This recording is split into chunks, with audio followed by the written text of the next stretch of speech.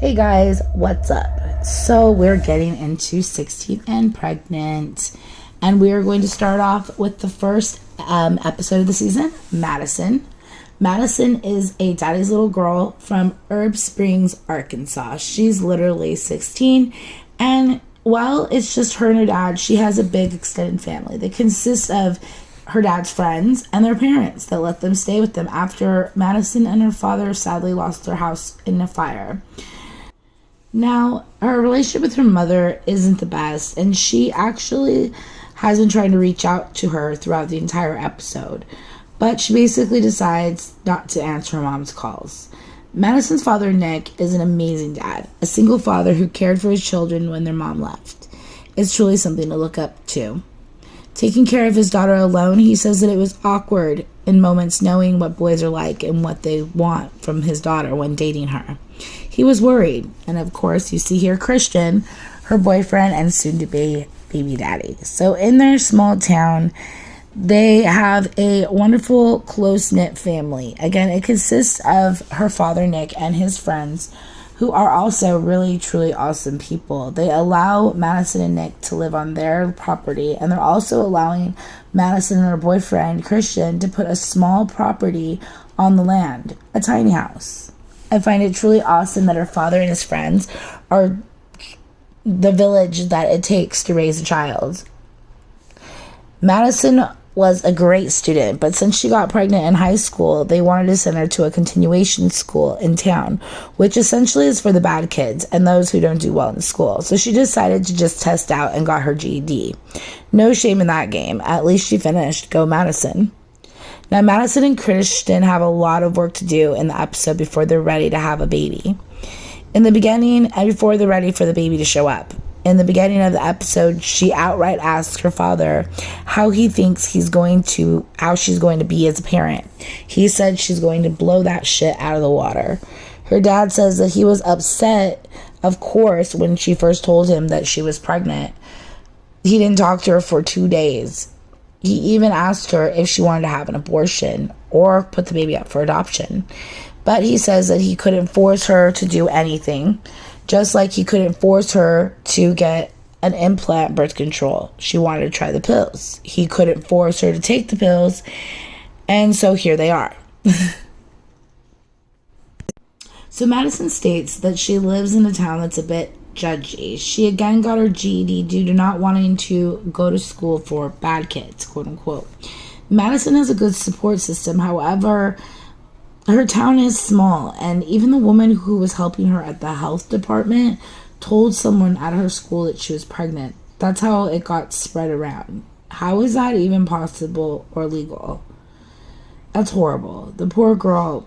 But either way, she still has her dad, and she's really worried that she's not going to have the hospital paid off. But her father tells her, you know what are they going to do, put a cork in you? So he says, stop worrying about it. It's not good for the baby, and he'll take care of it.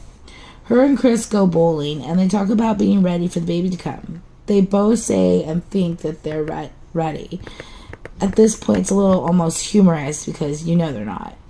Madison says that she's helped take care of her siblings, and actually, Madison is ready. She actually makes a wonderful mom, and then all the boys take time to catch up, honestly, even the grown ones. So, she said that when her mom left, she had to help take care of her siblings. She knows how to make baby bottles and feed babies, so she states that she just isn't going to settle for less than unconditional love, which Christian doesn't like very much. They decide to go back to bowling rather than sit there and argue, which is really mature, actually, and good on them. I honestly have a lot of hope for this couple. I have not heard exactly, we'll get towards the end, but I think they're going to So, as Madison puts it, since getting pregnant, her whole life has changed. She's had to drop out of school, quit cheerleading, and worrying about doctor bills that she can't afford. Now, Christian, her boyfriend, is back on the road working, and while he's out working, he gets evicted from his apartment because he didn't make any payments.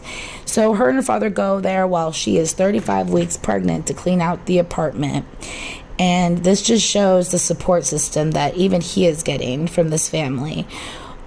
Not only that, but they go out when he gets back and they purchase this tiny house. Her father's friend, David, is the one that actually gets the loan to make the purchase. And then the remaining amount of money is going to be split between Christian and her dad as far as payments.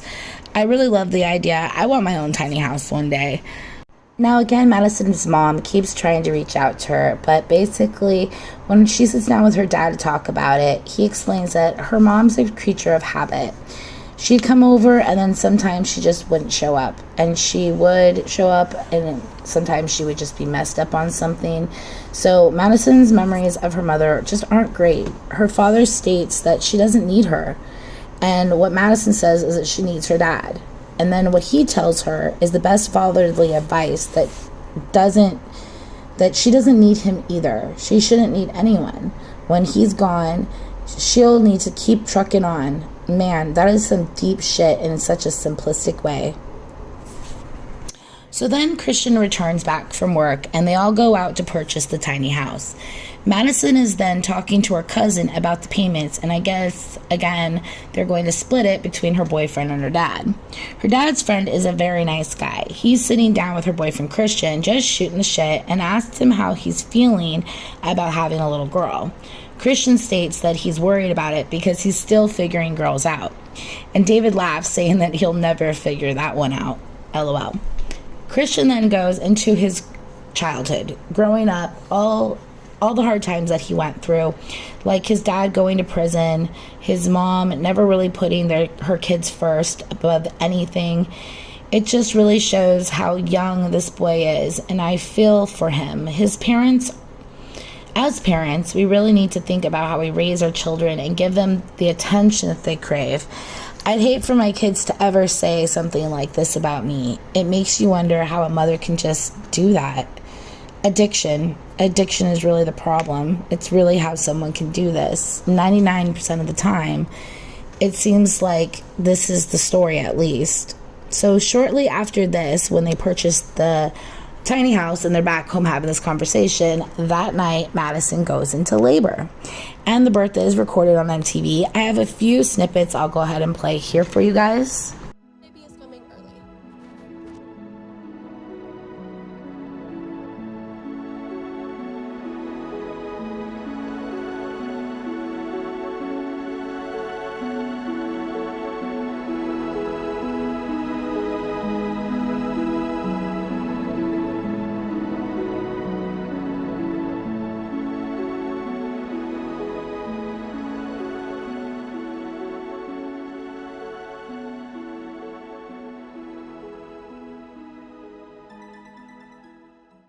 Sitting there just rooting me on.